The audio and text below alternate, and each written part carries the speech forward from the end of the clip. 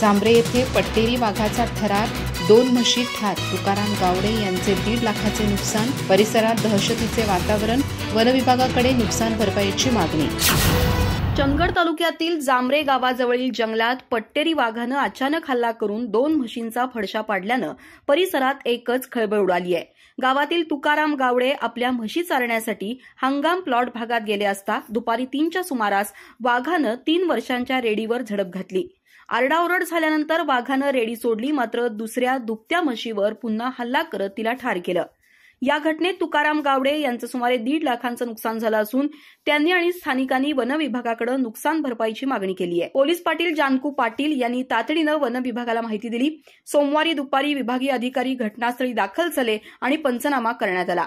याआधीही झांबरे, वाघोत्रे, हेरे परिसरात अशाच घटनांनी वाघाच्या उपस्थितीची दहशत निर्माण केली आहे। नागरिकांमध्ये भीतीचं वातावरण असून वन विभागानं त्वरित ठोस उपाययोजना करावी अशी मागणी ग्रामस्थांकडून होतीये। अधिक माहिती आणि ताज्या घडामोडींसाठी आजच आमचे चॅनल सबस्क्राइब करा।